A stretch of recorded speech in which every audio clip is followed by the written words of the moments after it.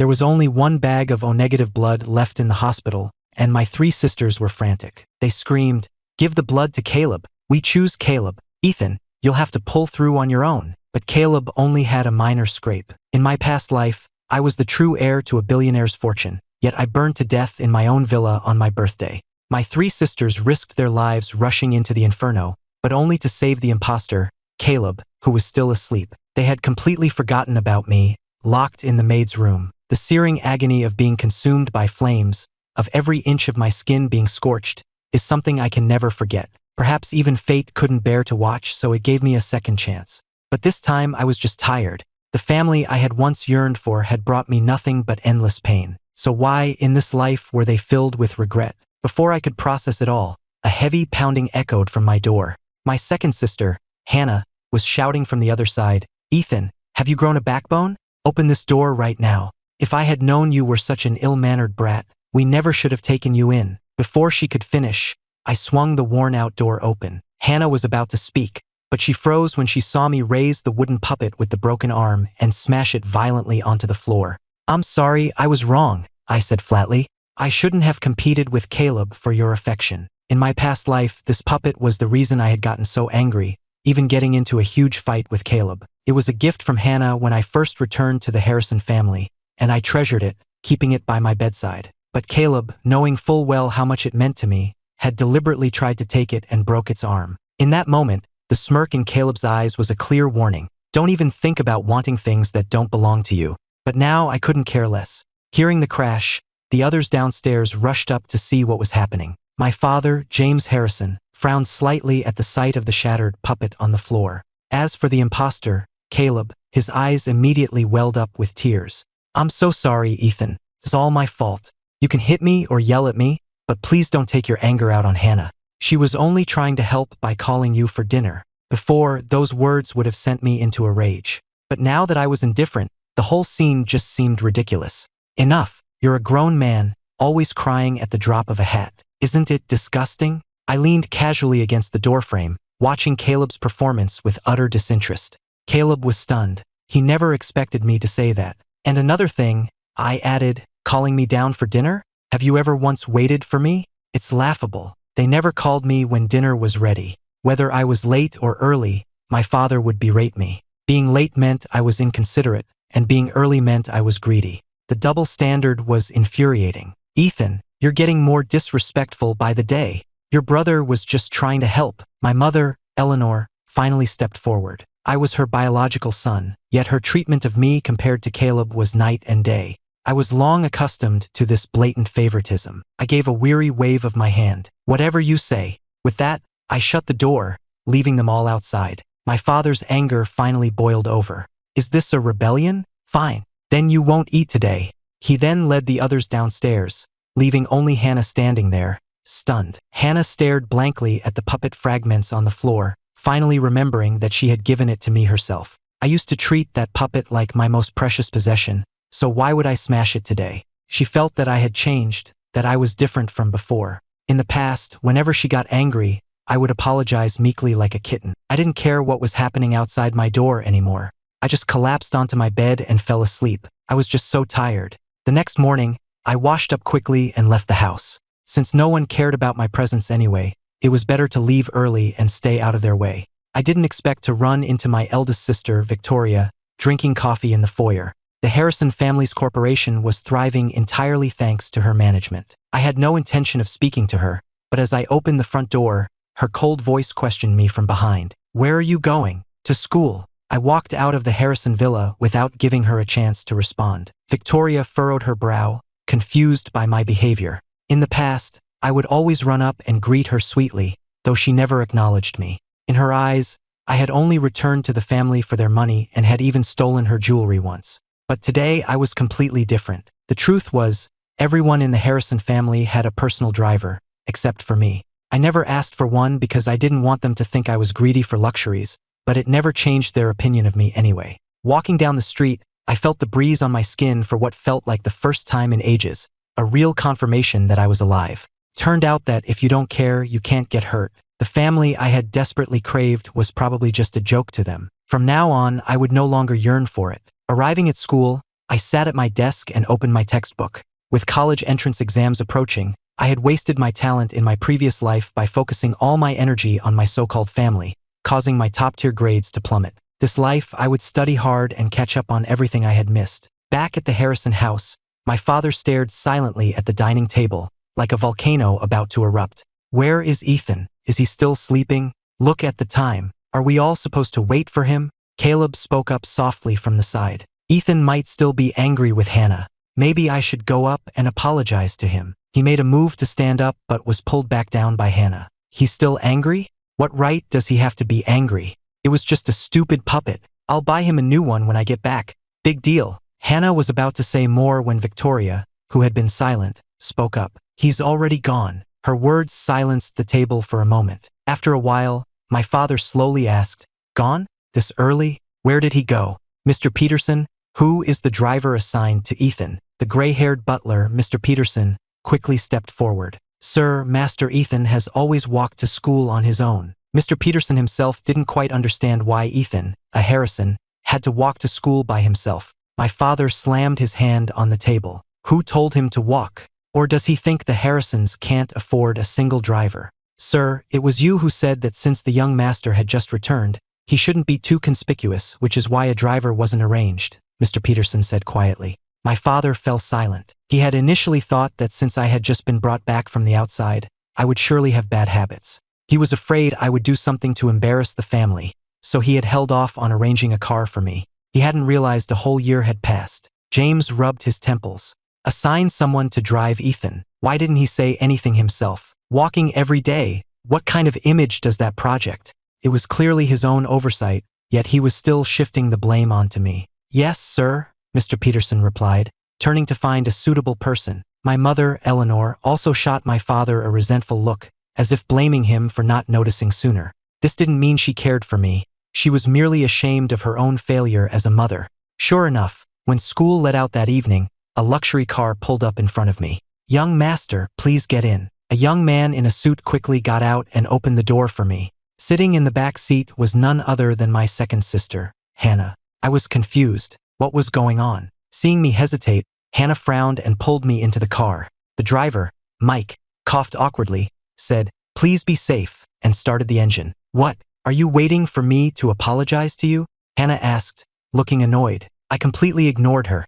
I had no idea what she was thinking. When I didn't respond, she grew even more irritated and grabbed my wrist. Only then did she realize how frighteningly thin my wrist was. She finally saw how gaunt and frail I looked. "Have you always been this skinny?" "Yes. Before being found by the Harrisons, I was homeless. Going hungry was a regular occurrence. It was a miracle I even survived. After coming to the Harrison home, I often missed meals because everyone ignored me. Even when I did make it, I'd be scolded for some reason or another halfway through, losing my appetite. As a prominent family, the Harrisons had strict rules. No eating was allowed after mealtimes. As for snacks, I stopped touching them after being scolded once. I didn't want my family to hate me, so I was always obedient. If it weren't for Mrs. Gable, the maid in the next room, secretly saving food for me, I'd probably be even thinner. I pulled my hand back. "I should thank your family for giving me a place to stay. Having a maid's room is better than being on the streets." "What do you mean by that? What's this your family nonsense?" The flicker of guilt Hannah had just felt was instantly replaced by anger. "Are you not a Harrison? If you hadn't stolen things, deliberately pushed Caleb down, and hung out with shady people, do you think we would dislike you so much?" I was speechless. I turned to look out the window, ignoring her completely. Back at the Harrison villa, the sight of food on the table made me dizzy with hunger. I hadn't eaten in over 24 hours. "So you finally decided to come back?" my father roared, slamming his hand on the table. In the past, I would have lowered my head, trembling, waiting for his scolding, ultimately unable to eat and retreating to the maid's room to reflect. But this time, I sat down directly and placed a document in front of my father. When my father saw the contents of the document, he erupted like a volcano and kicked me to the ground. "Are you trying to start a rebellion?" I lay on the floor, taking a long moment to recover, a trickle of blood even seeping from the corner of my mouth. My mother and Hannah were stunned by the sudden violence. Only Caleb remained seated, secretly gloating. "Damn you, Ethan," he thought. "I told you everything here would be mine. So what if you're the biological son?" Eleanor snapped out of it and rushed to hold me. "James, what are you doing?" I had already passed out. In my last moment of consciousness, I felt my life slipping away. Maybe dying like this wouldn't be so bad. My father realized he had gone too far. His usual stern demeanor was replaced with panic. I just, hurry up and call an ambulance. Victoria, who had been watching from the sidelines, could no longer stay still and pulled out her phone to dial 911. When the ambulance arrived, they quickly loaded me onto a stretcher. Eleanor sat by my side the whole time, praying I would be okay. Caleb wanted to come along, but my father stopped him. You stay here. Watching everyone scramble over me, Caleb's eyes filled with unconcealable malice. Ethan, why don't you just die? Why did you have to come back? He failed to realize that he was the one who had stolen everything that was rightfully mine. At the hospital, I was put on an oxygen mask and rushed into the emergency room. Eleanor, her face streaked with tears, pounded on my father's chest. What were you thinking, hitting a child that hard? I just lost my temper. It was because of this, James said, handing the document I had given him to the others. Written clearly on it were the words, Declaration of Severance. For a moment, everyone's eyes widened in disbelief as they stared at the paper. A long silence fell over the group. They didn't snap out of it until the doors to the operating room opened. Who is the patient's family? A doctor in a white coat asked, holding a chart. I'm his mother. Is Ethan okay? Eleanor rushed forward, grabbing the doctor's arm, her voice filled with anxiety. The doctor looked at the well-dressed group with some confusion. They were clearly wealthy, yet the patient inside was so emaciated. He's stable. He's suffering from chronic malnutrition, which has left his body extremely weak. Combined with the fall you mentioned, he just needs rest and better nutrition at home. The doctor was curious about what kind of fall could cause such a state. Was this family hiding something? Hearing that I was okay, Eleanor finally breathed a sigh of relief. Doctor, can we go in and see him now? You may, but please don't agitate the patient. Okay, thank you, doctor. Eleanor pushed open the door to my room and walked softly to my bedside. My father tried to follow, but Victoria stopped him. Dad, you should wait out here for now. Knowing he was in the wrong, my father didn't argue. He had only meant to teach me a lesson. He never imagined my body was in such a fragile state. Yet, he was still thinking that it was my fault for not living properly, for wanting to sever ties with them. Was it his fault or the family's? If it weren't for the Harrisons, I'd still be an orphan. He still hadn't realized his own mistake. If they hadn't carelessly lost me all those years ago, I never would have suffered so much on the outside, never having experienced the slightest warmth of a normal family. Eleanor looked at my pale face on the hospital bed, her eyes welling with tears. She reached out to touch my cheek, but I flinched away. Her hand hung awkwardly in the air before she slowly retracted it. Ethan, I'm so sorry. Please come home with me, okay? Hearing this, my interest was piqued, and I pushed myself up into a sitting position. Eleanor quickly supported me, as if terrified I might get hurt again. You want me to go back? Fine. A smile played on my lips. I had long given up any hope for these people. Send Caleb away and I'll come back. He stole 17 years of my life. That's not too much to ask, is it? Before, I thought it didn't matter if there was one more person in the house. Even without a blood connection, I was willing to get along with Caleb, the imposter who had taken my place. But I later realized he had no intention of getting along with me. He only wanted to drive me out and completely usurp my identity. In that case, I would grant him his wish. Ethan, don't go too far. Hannah was the first to object, glaring at me angrily. Yes, Ethan, Eleanor added, her hand trembling. Caleb has no other family, the poor thing. If you make him leave now, how will he survive? She never imagined I would make such a demand. How will he survive? He's almost an adult. Can't he manage on his own? Then how did I survive for all these years since birth? I scoffed. If an orphan like me could make it, how could Caleb, a nearly grown man, not? It's just an excuse. Ethan, don't push your luck. Victoria, who had been quiet, finally said. She did feel some guilt towards me, but she cared more for Caleb, with whom she had lived for over a decade. She might have agreed to other conditions, but not this one. I looked at the three of them and yawned. I had expected this outcome. Perhaps, initially, a tiny part of me had hoped they would agree to send Caleb away. Since you all feel that way, what can I do? Hearing me concede, Eleanor relaxed slightly. In her heart, she didn't want Caleb, the boy she had raised for over a decade, to leave. After all, those years of affection were real. Then let's go home. Before she could finish, I cut her off. Then let's sever ties. What did you say? Eleanor shuddered. Although she had seen the agreement outside, she never thought I would say it out loud. Are you threatening us?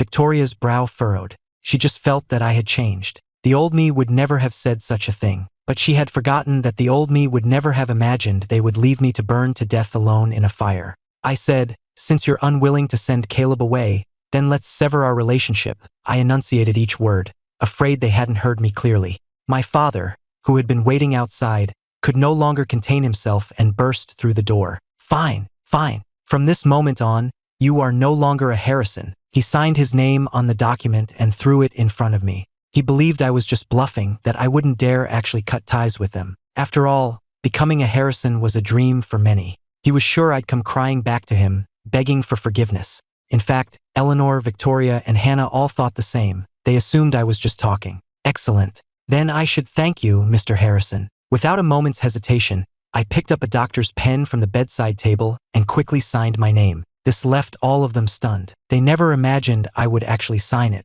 Even Victoria, the powerful businesswoman, stared at the pen in my hand in disbelief. Only then did she realize that I truly did not care about the Harrison family. "Insolent child, you ungrateful brat, you actually dared to sign. Very well, we're leaving." My father was trembling with rage. "I'd like to see how you, Ethan, survive without the support of the Harrisons." With that, he turned and stormed out. Eleanor rushed forward to pull him back. Although she also hadn't expected me to go through with it, I was her biological son, her own flesh and blood. Hannah was completely frozen until Victoria tugged at her sleeve, bringing her back to reality. "Ethan, don't come crying to us later," Victoria said, still convinced that I wasn't indifferent, just desperate for their attention. She believed that soon enough I would come running back, begging them to take me in just like before. "Wait," I called out as they were about to leave. Victoria smirked. She knew it. I was just putting on a show, and the moment they actually left, I couldn't handle it. This time, she wouldn't forgive me so easily. The fact that I wanted to drive Caleb out proved how vicious I was. Eleanor also breathed a sigh of relief. Good. As long as Ethan apologized, she wouldn't hold it against him. No matter what, we were still a family. But instead, I took out a debit card. "The money you gave me, I haven't spent a cent of it. It's $2,000. Plus my food and tuition expenses at your house, that's another $2,200.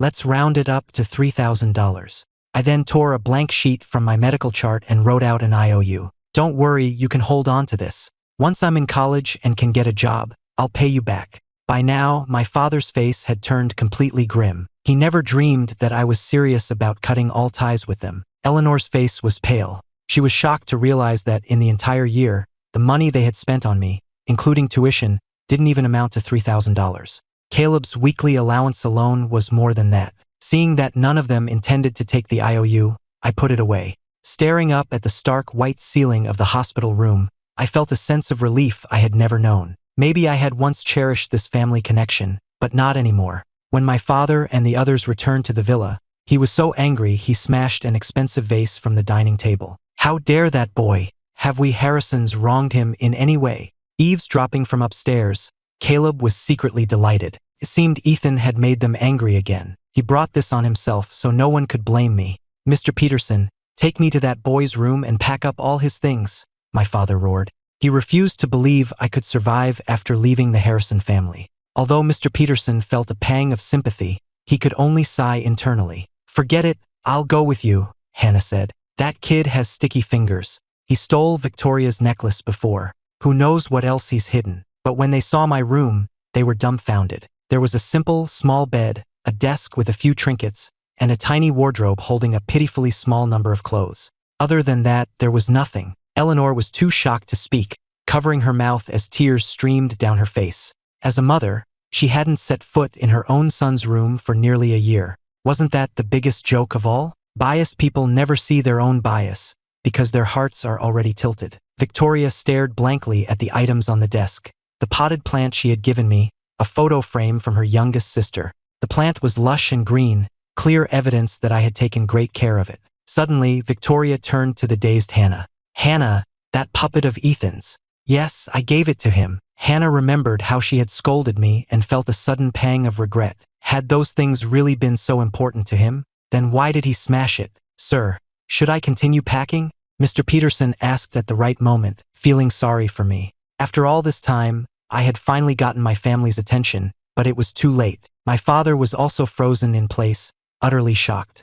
He had only intended to warn me that even as a Harrison, I couldn't be wasteful and extravagant. He never imagined I had been living in such hardship for the past year. James, I'm telling you, if you don't bring Ethan back, I'm done with you. Eleanor finally exploded, screaming at my father before turning to go find her son. But what was the use? Affection that comes too late is worth less than dirt. Besides, the severance agreement was already signed. By the time Eleanor rushed back to the hospital, I was long gone. They searched for me for days with no luck. Then one day, the door to my classroom opened, and the principal addressed the students. "Which one of you is Ethan? Please step outside." I quickly put down my book. Why would the principal be looking for me? "These women claim to be your mother and sisters. Do you know them?" The principal knew I was an orphan and had brought 2 security guards with him, worried they might be human traffickers. My classmates all looked curiously towards the door. "Wow, who are they? They're so beautiful." Indeed, even with sunglasses on,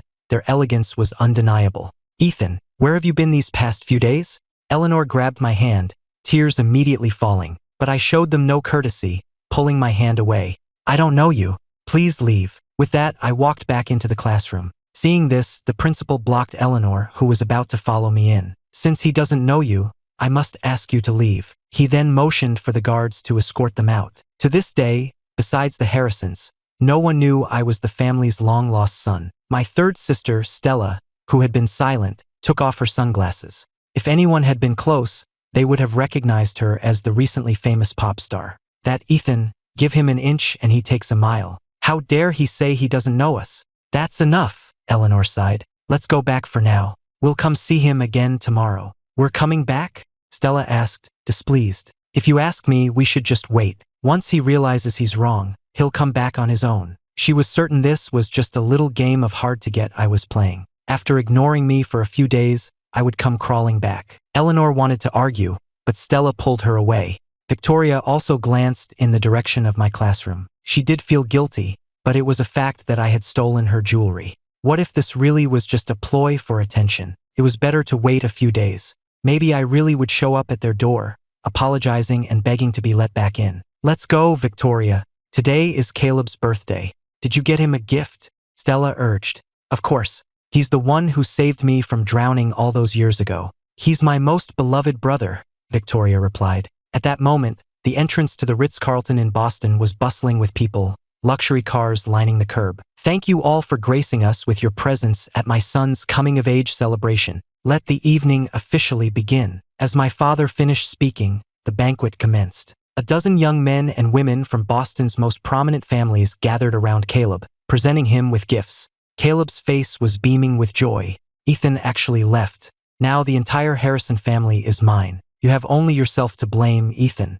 You never should have come back." Dressed in a gorgeous gown, Hannah seemed distracted. "What's wrong, Hannah?" Victoria asked. "Nothing. I was just thinking about Ethan." At her words, Victoria also fell silent. It was true. Today was my birthday as well. "Victoria, Hannah, where are my presents?" Caleb walked over and sat down beside them, eagerly awaiting his gifts. Victoria produced an elegant box from behind her back. "It's a Patek Philippe watch. Do you like it?" "I love it. Thank you, Victoria," Caleb said happily, then turned to Hannah. "Hannah, what about my gift? You didn't forget, did you?" Hannah snapped out of her daze. "Of course not. Brother, this is a Porsche from me. You're an adult now, you should have your own car." But Caleb didn't know that Hannah was hiding a small box behind her back. Inside was the very same puppet I had smashed on the floor. "I'm stepping out for a bit." Before Caleb could even thank her, Hannah grabbed the small box and hurried away. When I returned to the orphanage, I found it completely empty. What was going on? Did something happen? I anxiously opened the door, and with a loud pop, confetti rained down, settling gently on my shoulders. "Happy birthday, Ethan." A dozen kids swarmed me like they were climbing a tree. "Ethan, this is your birthday present. I drew it for you myself." A little girl named Lily handed me a drawing made of countless chaotic lines. I would call it a masterpiece of abstract art, and I accepted it with a happy heart. "Ethan, this is my spinning top, Whirlwind. You have to take good care of it. And my superhero cards." Looking at the hodgepodge of gifts before me, a spinning top, a yo-yo, superhero cards, I didn't know whether to laugh or cry, but I accepted each one with sincere gratitude. I knew that these seemingly worthless items were the best things these little kids had to offer. "Everyone get off. Are you trying to crush Ethan?" A girl of about 15 or 16 stepped forward. The children scattered back to their seats as if they'd seen a monster. Her name was Maya, and she handed me a jar filled with paper cranes. "This is for you." Looking at the jar full of colorful paper cranes, my heart warmed. I knew she had folded them herself, squeezing out time between her studies. "Ethan, don't get the wrong idea. I bought these. I definitely didn't fold them myself," Maya explained, flustered, patted her head. "I know, thank you." As the happy birthday song began, a tear unknowingly slipped from my eye. In my past life, I had poured all my energy into my so-called relatives, completely ignoring the people who truly loved me. It turned out that even in the darkness, there was a faint candle flame burning just for me. Just like now, this flame, though small, was mine and mine alone. All right, turn on the lights. I'll cut the cake for you all." I blew out the candles before me but didn't make a wish. It was better to believe in myself than in some fleeting hope. The cake wasn't large, so everyone only got a small piece. Seeing that I hadn't saved any for myself, Maya got annoyed, but she still aljalawai handed her piece to me. "Here, you can have this. Don't overthink it. I'm on a diet." I looked at Maya, who was even thinner than I was, and smiled, taking only a small bite. Outside the orphanage, a figure in a magnificent gown paced back and forth. Finally, as if making a decision, Hannah lifted her dress and stepped over the orphanage's worn threshold. When I saw her, I couldn't help but sigh. Hadn't I already left that house to Caleb and the rest of them? Why couldn't they just leave me alone? Did they need to see me burn to death in a fire to be satisfied? "If you have no other business, Miss Harrison, you should go back." Hannah grabbed my hand. "Come back with me. Just apologize, and they won't say anything." A wave of sadness washed over me. "Then please, Miss Harrison, tell me, why should I apologize? What did I do wrong?" Hannah stammered, unable to form a single word, as if a fishbone were caught in her throat. She knew I hadn't done anything wrong. She just assumed I was the same as before, that I should be the one to apologize regardless of who was at fault. After all, in her eyes, I was just an unruly kid from the streets. "You shouldn't have threatened us with that agreement. Ethan, why are you so insistent on driving Caleb away? On one hand, there's the brother we've loved for over a decade, and on the other, there's my biological brother. How am I supposed to choose? You're being unreasonable. Have any of you ever treated me like a real brother?" I retorted. "You made me kneel outside in a rainstorm for a whole day and night. I had a high fever, but you were all busy celebrating that imposter's birthday." I seemed to give up arguing and sighed. "Just forget it. You should go." Being foolish enough to have expectations for so-called family was a mistake I only needed to make once. But Hannah still held onto my arm tightly. "I'm sorry. I was wrong before. I shouldn't have said those things to you. This is your birthday present." She opened a small box, revealing the puppet I had smashed, which she had painstakingly glued back together. I fixed it myself. I picked it up and examined it. "Thank you." But the next second, to Hannah's utter shock, I tossed the puppet into a nearby trash can. I had personally thrown away the object I once valued more than my own life. When a devastated Hannah returned home, the rest of the family was already waiting for her in the living room. "It was your brother's coming-of-age party. Where did you go?" my father demanded angrily. Hannah finally came to her senses and looked at everyone. "I went to see Ethan," she said word by word. With a loud crash, my father smashed an expensive glass on the floor. "Who told you to go see him?" Beside them, Caleb clenched his fists so tightly his nails dug into his palms, though he felt nothing. "Ethan, why didn't you die out there? You should have died long ago." "Today is Ethan's birthday," Hannah said softly. Her words silenced the room. Even the curse on the tip of my father's tongue was swallowed back down. If the public found out that the Harrisons threw a lavish party for an imposter while casting out their biological son, the scandal would be immense. Eleanor's eyes instantly turned red. She, a mother, had forgotten her own son's birthday. "I'm going to my room," Hannah said, her expression desolate. She still couldn't believe I had thrown away the puppet she had fixed right in front of her. In the past, I would have listened to her no matter what. She had only scolded me a little. But why had she scolded me? It was because Caleb had accidentally broken the puppet's arm. But Caleb hadn't meant to. He said he was just curious and wanted to take a look. Suddenly, a thought struck Hannah. Caleb had everything he could ever want, so why was he so fixated on my puppet? The realization made her panic. How could this be? "I'm so sorry." But now it was all too late. Eleanor frantically told the driver to prepare the car. She had to find her son. "Enough. It's too late tonight. I'll go with you all tomorrow," my father said, getting up to go to his room. Stella was confused. She could clearly feel the family's prejudice against me. It seemed that no matter what I did, it was wrong. But she didn't dare say anything. Once, she had spoken up for me and had been harshly scolded for it, even though it hadn't been my fault. She understood that when everyone believes someone is wrong, then that person is wrong. Victoria opened Hannah's door and saw her sister with tears in her eyes. She sighed. "Hannah, get some sleep. We'll clear things up with Ethan tomorrow." But Hannah shook her head. "He won't forgive me." Victoria frowned. "Why should he have to forgive us? He stole my jewelry and targeted Caleb. Aren't those facts?" The next day, I had an idea to make my own money, setting up a street stall. But I needed $400 for startup capital, money I'd have to earn slowly through part-time jobs. Just then, a convoy of luxury cars pulled up and the Harrisons got out. They rushed out of the cars and ran towards me. "Is something wrong, Mrs. Harrison? Do you need something from me?" I just wanted to get rid of them quickly. My words struck Eleanor's heart like a dagger. She never imagined I wouldn't even call her Mom anymore. Caleb's eyes reddened as he reached for me, but I shoved his hand away. "Damn it, you're a grown man. Stop acting pathetic all the time. It's disgusting." Caleb froze. He'd never been cursed at like that before. A flash of venom crossed his eyes. Eleanor also stared at me in disbelief. In her memory, I had never sworn at anyone. Looking at their stunned faces, I felt a sense of relief. It really did feel better to let it out. "Ethan, if you'll just come back, I'll do anything you ask, even if it means I have to leave this family." Caleb began his performance again. There he went again with that phony act. I was so sick of it. He pretended to be on my side, but he was really just reinforcing my guilt. "Caleb, your brother isn't that kind of person, right,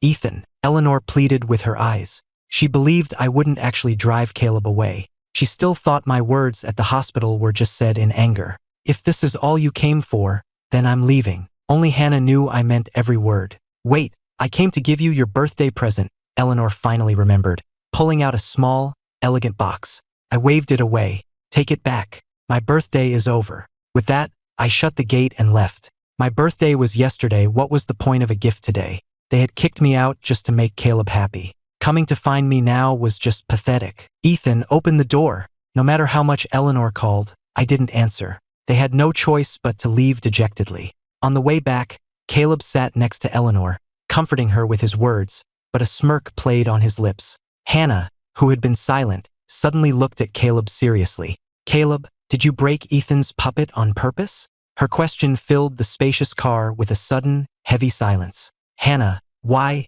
would you say that?" Caleb's eyes immediately welled up with tears. Eleanor quickly came to his defense. "It was just a puppet. Caleb didn't do it on purpose. But it was the puppet I gave to Ethan. Why did you have to have that specific one?" Hannah pressed. Caleb was at a loss for words, stammering, "I was just curious.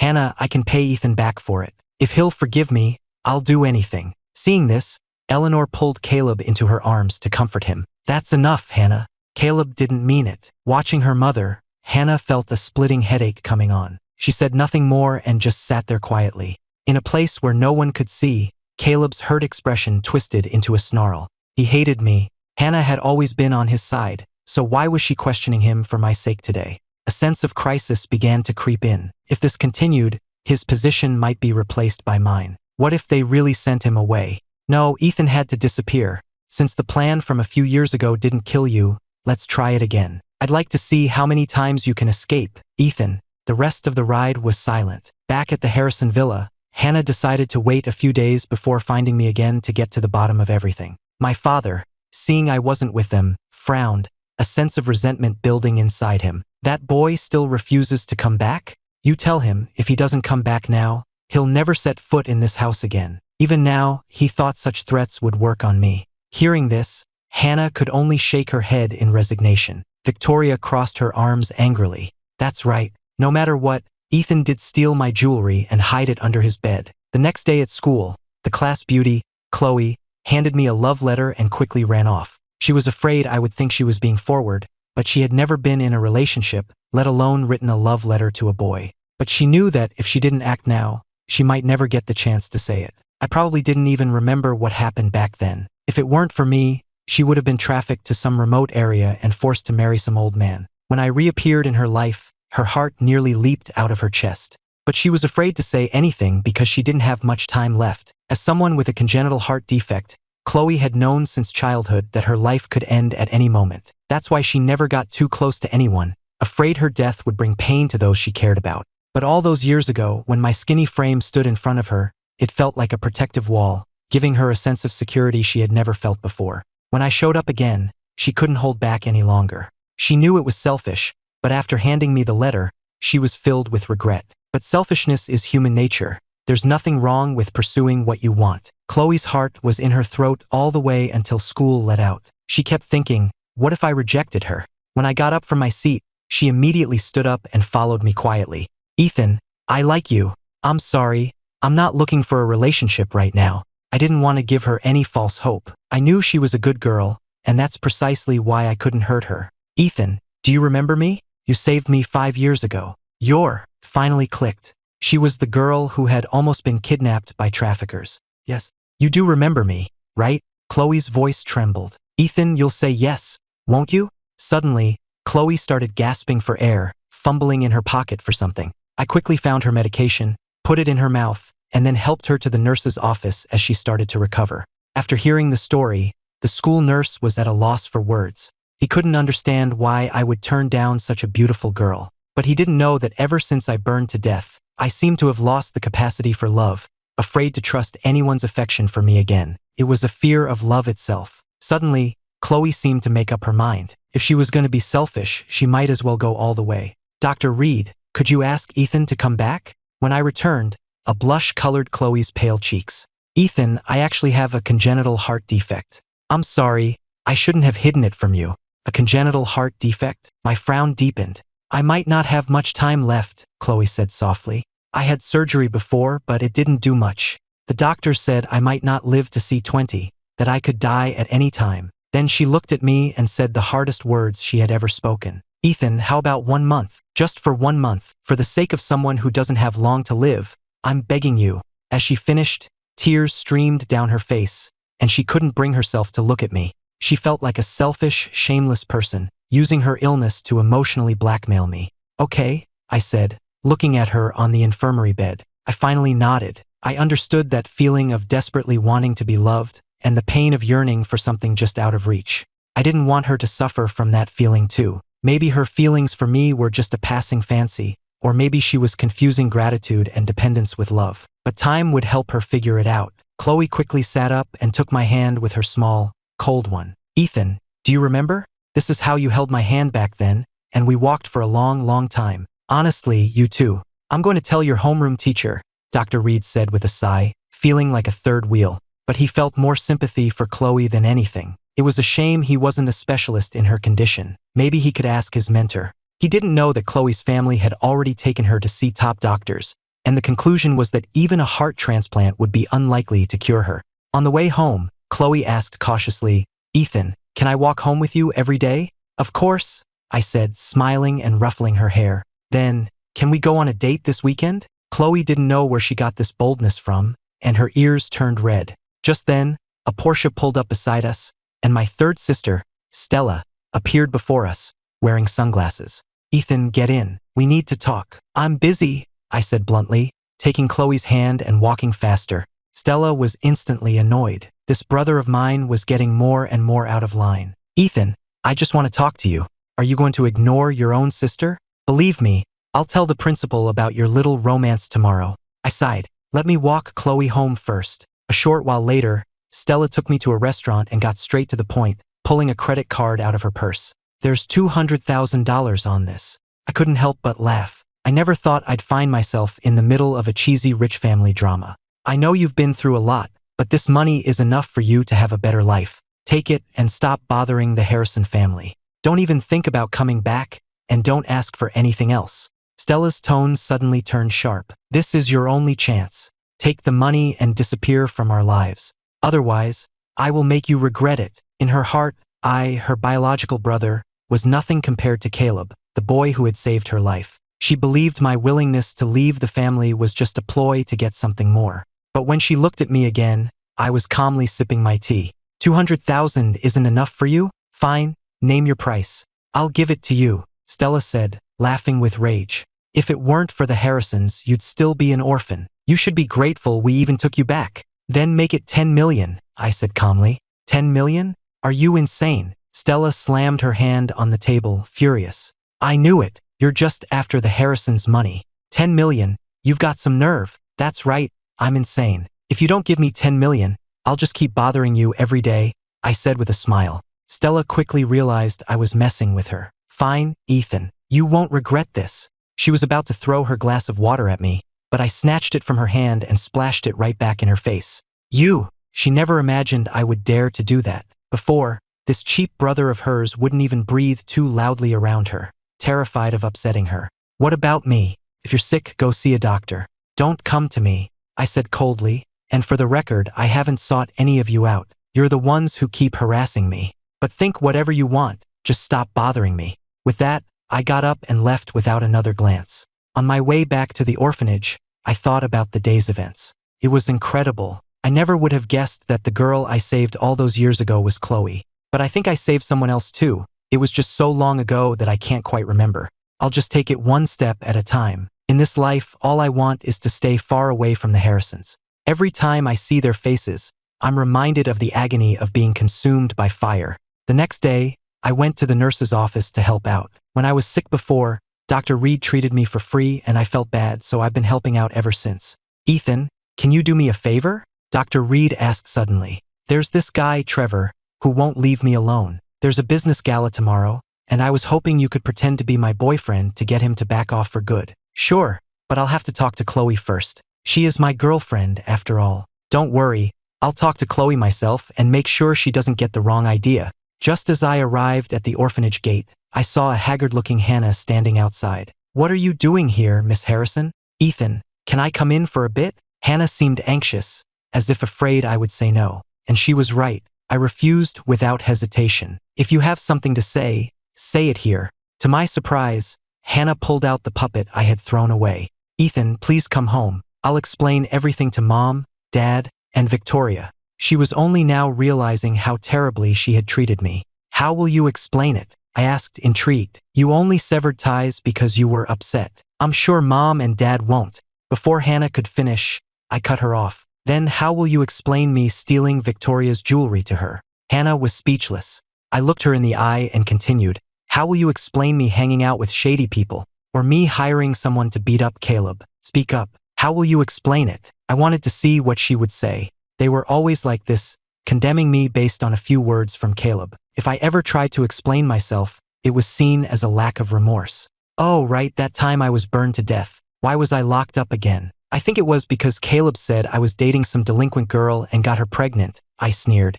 That family was a joke, convicting me without knowing anything, based solely on a photo of me with that girl. I didn't even know her, let alone date her. And just like that, I died an unjust death in that fire.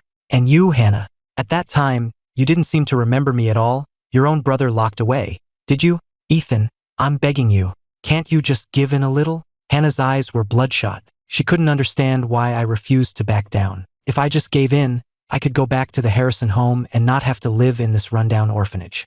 Give in? Ha!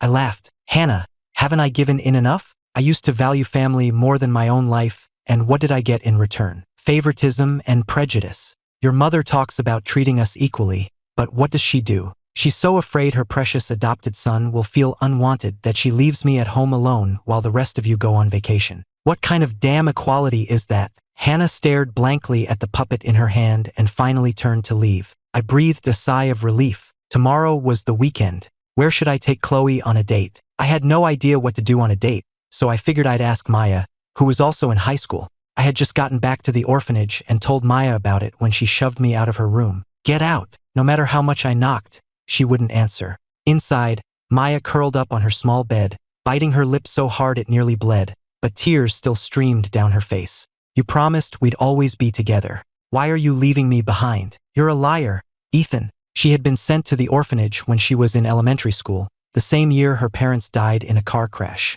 Her relatives seized her family's assets and dumped her there. She was too young to understand anything, except that the people around her had changed. When her classmates found out she was an orphan, they mocked and bullied her. The girls, jealous of her looks, cut her hair with scissors. The cruelty of children can be just as bad, if not worse, than that of adults. I was the one who stood up for her, held her, and then cut the bully's hair in the same way. After that, everyone at school knew she wasn't an orphan. She had a super cool older brother. She had asked me back then if we could be together forever. When I said yes, she felt completely at ease. Half an hour later, Maya's door opened. There was a smile in her eyes. "Ethan, why don't you take me with you? I'll be your personal dating coach. How about it?" No refusing. Seeing my hesitation, she added, "Don't worry, I'll just follow behind. I won't bother you." Okay, I agreed, not wanting to upset her again, though I still planned to check with Chloe first. "You know how many people beg for my help and I ignore them," Maya said before shutting the door again. She leaned against the door, clutching the pendant around her neck. It was the only thing her mother had left her, and I had been the one to get it back after some punks stole it. "Ethan, don't leave me." A flicker of sadness crossed the young girl's eyes. The next day after school, I told Chloe that Maya wanted to come along. Chloe was very gracious about it. "That's fine, I don't mind." After quickly setting a time and place, we went our separate ways. When I got back to the orphanage, a figure suddenly rushed towards me, hand raised to strike my face. It was Victoria. "What did you do to Hannah?" she demanded, her eyes filled with resentment. Hannah had locked herself in her room since yesterday and hadn't come out for a full day and night. And since she had come to see me before that, it must have been something I did. But just as her hand was about to connect with my face, I caught her wrist and shoved her back. Caught off guard, Victoria stumbled backward, nearly tripping over a loose stone. "I can't believe you people. Are you all insane? Whatever's going on with her has nothing to do with me." I almost had to laugh at how this family loved to blame me for everything. "Who else did Hannah see last night besides you? I knew you were up to no good." Victoria seethed. She had always known I was a bad person, a thief, but she never thought I would stoop so low as to hurt her sister. "Then tell me, what exactly did I do to Hannah?" I knew I couldn't fall into the trap of trying to prove my innocence. In the past, whenever I was wrongly accused, I would desperately try to defend myself, but it was useless. They had already made up their minds. Victoria was at a loss for words because she had no idea what I had actually done. "If you can't say it, then get the hell out." I started to close the gate. Victoria quickly put her hand out to stop me. "Wait, you're coming back with me to explain yourself. If you don't, I'll make sure this orphanage gets shut down." "I mean it." Her threat made me pause. I couldn't let my anger bring harm to the orphanage. That wouldn't be right. I never thought the great businesswoman, Miss Victoria Harrison, would resort to threatening an orphanage full of children. "How impressive," I said coldly. "I didn't." Victoria realized her mistake, but the words were already out. "This is all your fault. Ethan, if you had just come home and explained, would I have had to bring the orphanage into it? It was the same as always. Everything was my fault, and she had nothing to do with it. Wasn't I obedient before? At your command, I knelt outside in the pouring rain all night. Wasn't that obedient enough, my dear sister?" Victoria grabbed my arm forcefully. "That was because you stole something. Why else would we treat you like that? We were just trying to teach you a lesson. And why were you so sure it was me who stole it? We found it under your bed. If it wasn't you, who was it?" I sneered from inside the car. "So anything that appears under my bed was automatically stolen by me?" Victoria was speechless and could only drive on in silence. I waved my hand dismissively. "Right, you probably can't remember. I don't even have a key to your room." It was only then that Victoria remembered that I didn't have a key to her room. She was the only one who did. Suddenly, she recalled Caleb asking for her key once, saying he needed to get something for their father. "No, it can't be. Caleb wouldn't." "I'll get to the bottom of this," Victoria said. "Please don't. If you find something out, you'll just come bother me again," I said, yawning with boredom. Soon, the gates of the Harrison estate came into view. Hearing that I was coming back, my father was already seated at the head of the table. He knew I would return. Life outside couldn't possibly be as comfortable as it was at home. This time, he was going to put me in my place. Even if I was his biological son, I couldn't be disrespectful and threaten him with severance. It was outrageous. "So you decided to come back?" The moment he saw me, my father slammed the table, trying to intimidate me. "Then I'm leaving," I said without hesitation, turning to walk out. If I wasn't welcome, why did they bring me back? They were insane. Eleanor quickly stood up and grabbed my arm, shooting my father a harsh glare. "Ethan, you must have suffered so much," she said, her eyes full of affection as she reached out to pat my head, but I moved away. "Not at all. I've been quite comfortable, so you don't need to worry, Mrs. Harrison." These past few days, free from the Harrisons' endless humiliation and neglect, focusing only on my studies, have been the most peaceful days of my life. At my words, my father shot up from his chair, furious. Mrs. Harrison? That's your mother. I met his gaze without flinching. Mother? A mother who spends her biological son's birthday with an adopted son, leaving her real son at home alone? A mother who goes on vacation and leaves her biological son behind again because she's afraid of upsetting the adopted one? Is that what you call a damn mother? A dead silence fell over the room. After shouting it all out, I felt much better. My father was speechless. He knew it was all true. Eleanor was also stunned. She hadn't realized that in her efforts to cater to Caleb's feelings, she had done such terrible things to me. In my eyes, she really wasn't a mother. Is that Ethan? Hannah, who had been locked in her room, heard my voice and rushed out. Her hair was a mess, and her eyes were bloodshot. It was clear the past day had been hard on her. Ethan, will you come back? I leaned against the doorframe, my face blank. It was your dear older sister who threatened me with the dozen kids at the orphanage. Otherwise, do you think I would be here? At my words, all eyes turned to Victoria. I was just so worried about Hannah. What did I do wrong? Victoria said defensively, then turned her gaze on me. If you had just agreed to come back, would I have had to say that? I laughed dismissively. So it's still my fault. Amazing. Are you sure it's not your fault? Enough of that for now, my father said, stepping in front of me. Ethan, if you want to come back to this family, you will apologize to everyone, and I will forget this ever happened. The severance agreement will be voided. Remember, this is your last chance. This was the biggest concession he was willing to make. What did you just say? I thought I had misheard. Forget it ever happened? My last chance? Should I get on my knees and thank you for allowing me back into the Harrison family? Mr. Harrison, you don't seem to understand. Your family has been harassing me for days. When did I ever say I wanted to come back? But my father just snorted confidently. Ethan, remember this. This is your last chance. After this, even if you come crying and begging, I won't let you set foot in this house again. Well, thank you so much for that, I said, turning to leave, but Hannah grabbed my arm again. Ethan, please, I'm begging you. Just apologize. Isn't it better to stay with the family? I shook her hand off coldly. Will you only be happy if I stay here and be your dog? Get off me. I'm done being the Harrison's dog. This time, I'm going to be a person. Just as I stepped outside, I ran into Caleb, who was returning with 4 or 5 friends. Caleb, who's this? One of them asked curiously.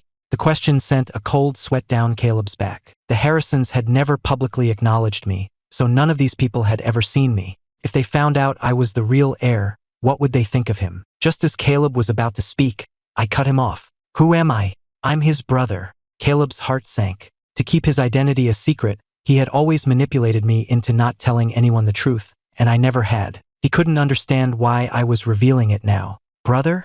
Caleb, we've never heard you mention a brother, they said, their suspicious gazes fixed on him. Beads of sweat formed on his forehead. Just as Caleb was about to explain, I spoke again. Not by blood. I'm the housekeeper's son. Seeing how nervous Caleb was, I found it amusing. Was he that afraid of his identity being exposed? Didn't he say before that he would give it all back to me? Why was he so quiet now? Oh, I see. Caleb, how come you never told us? Caleb could only laugh awkwardly.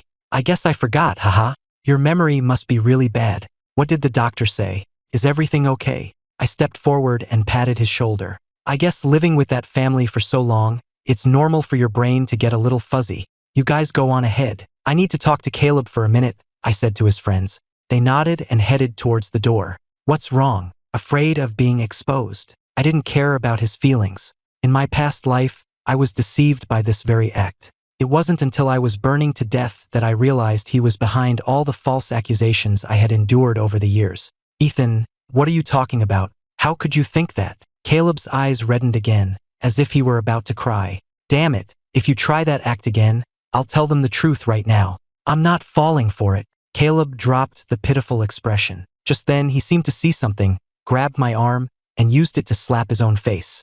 Ethan, if hitting me will make you forgive me, then go ahead. Seeing this performance, I knew without looking that someone was behind me. Ethan, what are you doing? Get out. Sure enough, an angry shout came from behind. Stella ran over, furious, and pulled Caleb behind her. Ethan, how dare you lay a hand on Caleb? Caleb's eyes were still red. Stella, it's not Ethan's fault. I'm the one who upset him. As long as he's willing to come back, he can hit me as much as he wants. He even managed to squeeze out a few tears, feigning to cover his reddened cheek as if to hide my crime. "Ethan, you will never come back to this family. We have no place for someone as vicious as you," Stella said hatefully. I waved my hand dismissively and walked towards them. "You two remember this. The Harrison family means nothing to me. Even if you got on your knees and begged, I wouldn't come back." With that, I raised my hand and slapped Caleb across the other cheek. The slap stunned him. He never thought I would actually hit him. "Felt good. Just wanted to make it symmetrical for you."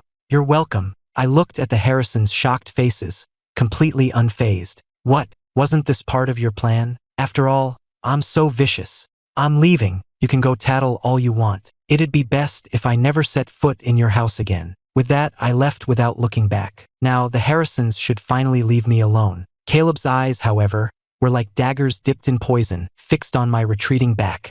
Today was the day I was supposed to pretend to be Dr. Reed's boyfriend at the gala. I never expected to see Victoria there, and that she would publicly slander me just to close a $1 million deal. At that moment, my father solemnly presented a proposal. "This proposal is perfect. Take it and meet with Evelyn Reed later. If we can secure this partnership with the Reed family, the Harrisons will be the undisputed top family in Boston. By the way, Victoria, what do you know about this Evelyn Reed? I've looked into her. She's a top graduate from Harvard Medical School and recently started working as a school nurse in Boston," Victoria replied. "A school nurse? At which school?" "The heiress of the prestigious Reed family is working as a school nurse. I believe it's Northwood High, Ethan's old school." Victoria felt a pang of guilt, remembering how she had threatened me with the orphanage. And she had never properly investigated the stolen jewelry incident before blaming me. "Maybe we should ask Ethan to come back." At this, my father slammed the table in anger. "I gave him a chance, and what did he do? I told you, unless he apologizes to everyone, he is not welcome in this house." Looking at her father, Victoria could only sigh. She knew I would never apologize. But as the head of the family, her father would never allow his authority to be challenged. Meanwhile, Dr. Reed had led Chloe and me to a quiet corner of the gala, wanting to avoid the crowds. "So, Dr. Reed, how should I act like your boyfriend later?" I asked. "I've already thought of that. Have your little girlfriend give me a piece of cake she's taken a bite of, and then I'll feed it to you. That annoying guy will definitely believe it," Dr. Reed said. At her words, Chloe's face flushed. Wasn't that an indirect kiss? Just then, Trevor walked over. "Miss Reed, what a coincidence. This must be fate." "Not a coincidence at all. And this is my boyfriend," Dr. Reed said, pulling me in front of her. "Honey, open up." She picked up the half-eaten piece of cake and brought it to my lips. It was the piece Chloe had bitten. By now, Chloe's face was beet red. Seeing this, Trevor stumbled back in disbelief. "Evelyn, you have a boyfriend? Isn't the age gap a little significant? Is that any of your business?" "I like them young," Dr. Reed said coldly. "Fine. Very fine." Trevor seethed, walking away. His vicious expression revealed his true intentions. If he couldn't touch the Reed family heiress, he could certainly deal with her boy toy. Victoria, who had just come downstairs, saw this and was speechless. Why did Ethan know Evelyn Reed? And why were they being so intimate? Had my cheap brother become someone's kept man? The thought made Victoria feel helpless. Given my attitude towards the Harrisons, securing this partnership would be nearly impossible. I took Chloe's hand, said goodbye to Dr. Reed, and prepared to leave. Seeing me about to leave, Victoria called out, "Wait, you two know each other?" Dr. Reed asked, surprised. How did Ethan know Victoria Harrison? She was Boston's most sought-after business prodigy. A high school student like Ethan shouldn't have any connection to someone of her stature. Although they shared a last name, she hadn't connected them as family. After all, Ethan had fainted from low blood sugar and malnutrition before, and she knew he lived in an orphanage. The gap between them was just too vast. "We've met a few times. We're not close," I said flatly. Those words stabbed Victoria's heart. She grabbed my hand. "Ethan, come home with me. If you just admit you were wrong, something was off." Since when was Victoria so reasonable? Suddenly, I thought of Dr. Reed standing next to me. "You can drop the act. I won't get involved in your business with Evelyn Reed." With that, I shook off her hand and left the gala. Dr. Reed looked at Victoria with amusement. "So you're Ethan's sister? I hope you don't mind me saying, Miss Reed, but my brother can be a bit immature." Victoria thought to herself that since I hadn't told Dr. Reed about the family, this was her chance. "I'd love to hear more. Please, tell me about Ethan," Dr. Reed said with a smile. At the gala, the other prominent Boston families saw the Reed family representative chatting happily with Victoria, and their hearts sank. It seemed the partnership with the Reed family was going to the Harrisons. What luck. I'm sorry, Ethan, but this is for the family, Victoria thought. Then, with a troubled expression, she looked at Dr. Reed. Miss Reed, my brother, he has sticky fingers. He even stole a necklace from me. I didn't blame him, of course.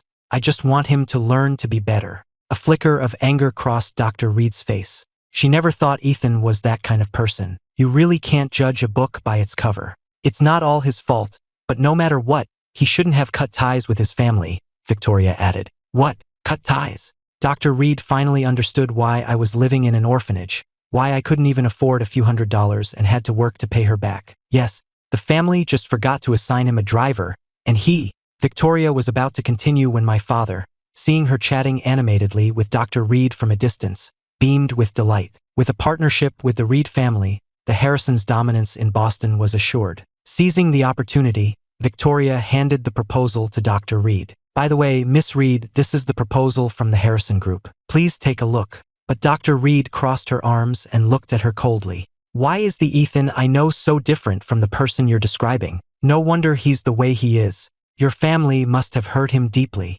Miss Harrison, you say Ethan is a thief who stole your necklace.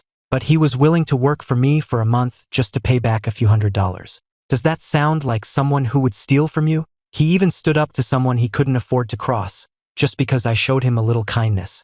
Do you really think he's as terrible as you say? It's true what they say, biased people see everything through a biased lens. So, Miss Harrison, I don't think there's any need for our families to partner up. With that, Dr. Reed turned and walked away without a second thought. Victoria, her face pale, reached out. Miss Reed, is Ethan doing okay? What's the point of pretending to care now? You're the ones who hurt him, Dr. Reed said icily. The other guests at the gala watched Dr. Reed leave without taking the proposal, their faces filled with schadenfreude. My father hurried over, demanding, What happened? Why did Miss Reed leave? Victoria just rubbed her temples.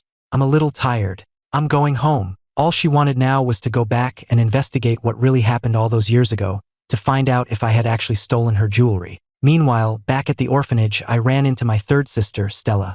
It turned out she had been investigating and found out that the little boy who had saved her from drowning lived somewhere in this neighborhood. Although Caleb had claimed he was the one who saved her, she later discovered that Caleb couldn't even swim. Under her questioning, Caleb finally admitted that 2 boys had saved her that day.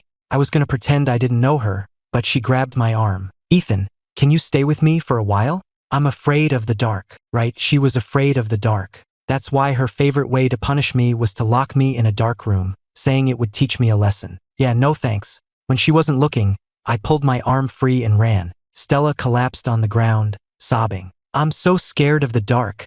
I'm sorry, Ethan. I finally understand how much pain you were in. I'm so sorry. Back at the Harrison villa, after some digging, Victoria finally discovered that it was Caleb who had framed me. Caleb, why did you frame Ethan? Our entire family gave you all our love. The memory of making me kneel in the rain all night, without knowing the truth, made her feel unsteady on her feet. No wonder I had become so cold towards her. Then she remembered how I used to bring her a bowl of hot soup when she pulled all-nighters, and her heart ached. Just then, Eleanor came over and shielded Caleb. Victoria, Caleb was probably just confused. Mom, how can you still be defending him at a time like this? Victoria finally realized just how deep the family's favoritism for Caleb ran, and how deep their prejudice against me was. Caleb was pitiful because he had no parents, but was Ethan, who had parents but received no love, not pitiful? Did he deserve to be an orphan for 16 years? My father rubbed his temples. Enough, let's not talk about this anymore.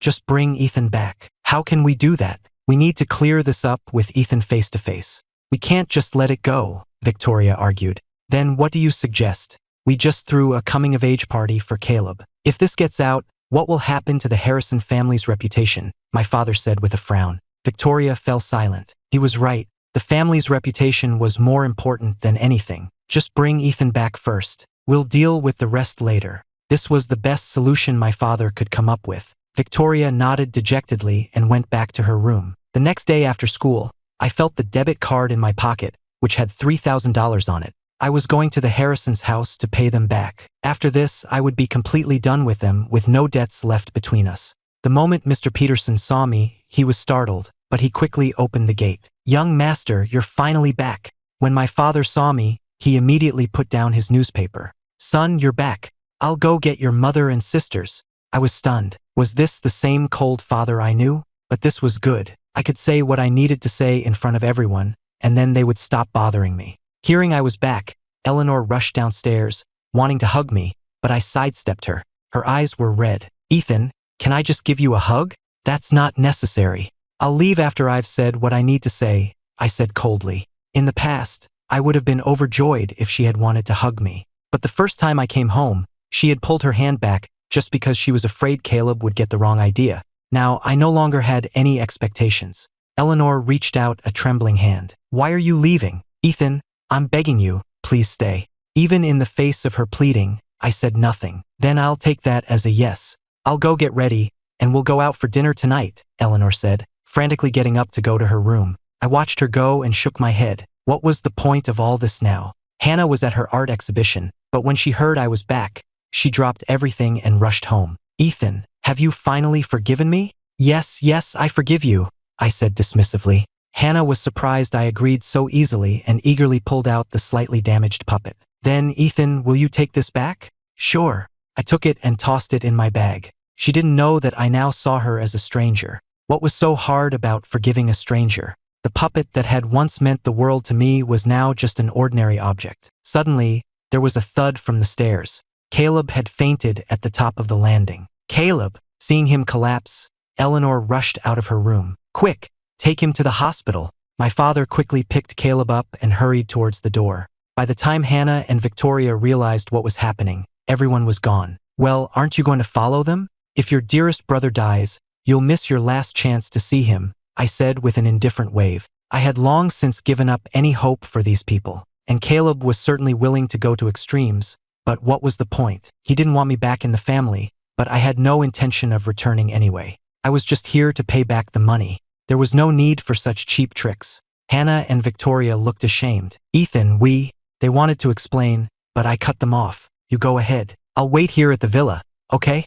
I mainly wanted to say a proper goodbye to the people who had helped me. Then it's a deal. Ethan, you have to wait for us to come back, Hannah said quickly. I watched them leave and sat there for a long time. Maybe it was relief, maybe it was freedom, but most likely it was acceptance. Meanwhile, after Caleb was taken to the emergency room, Eleanor finally remembered me. I have to go back for Ethan, she said, her face pale. She had just resolved to treat us both fairly. How could she abandon her own son like that? Luckily, Victoria and Hannah arrived just in time and told her I had promised to wait. Eleanor breathed a sigh of relief. I was just so worried. When I get back, I'll make it up to Ethan. But this time, she was bound to be disappointed. Outside the maid's room at the Harrison villa, Mrs. Gable saw me and hurried over. Young master, you're back. Looking at the maid who had often secretly saved snacks for me, I felt a pang of sadness. Mrs. Gable, how have you been? The only warmth I had received in this house came from people I barely knew. They may not have had high status, but their kindness was ingrained in them. I'm doing well, young master, Mrs. Gable said with a smile. Now that you're back, will you be leaving again? Her question left us both in silence. Mrs. Gable seemed to understand. Young master, I'm just a worker. I don't know much about big ideas. But I believe that a good kid like you will be blessed by heaven. Thank you, Mrs. Gable, I said, nodding seriously. Nothing to thank me for. Here, take these. I've been saving them for you, she said, pulling a small plastic bag from her pocket filled with candies and small pastries. I didn't refuse, but my eyes welled up for a moment. Mrs. Gable, can I go see my old room? I didn't know why, but I wanted to see that small room again, the place where I had burned to death in my past life. The room still had the same simple bed, the same trinkets on the desk. The potted plant Victoria had given me was still lush and green. Someone had clearly been taking care of it. Suddenly, I saw the photo frame on the desk. It was a picture Mr. Peterson had taken with his phone when I first came back. They had planned to get a proper family portrait done at a studio, but they kept putting it off, afraid of upsetting Caleb. I gently wiped the dust off the frame and looked at the person in the photo who had once craved family so desperately. I couldn't help but smile. Things had changed. That version of me had died in the fire of my past life. I took out the photo, carefully tore my own image off the edge, and put the rest back in the frame. Without me, this family would probably be much happier, and they wouldn't bother me anymore. Then, I took out the puppet Hannah had returned to me. First, its arm had been broken by Caleb, then I had smashed it to pieces. Even though Hannah had carefully repaired it, The cracks were still visible. What was the point? I shook my head. I remembered what Hannah had said. Ethan, what's wrong with you? It's just a stupid puppet. Caleb didn't do it on purpose. Yes, maybe I had once treasured it, but now Hannah was right. It was just a broken puppet. After a moment's thought, I set it upright on the desk. I'll just leave you here. I stood up, took one last look at the room, and gently closed the door.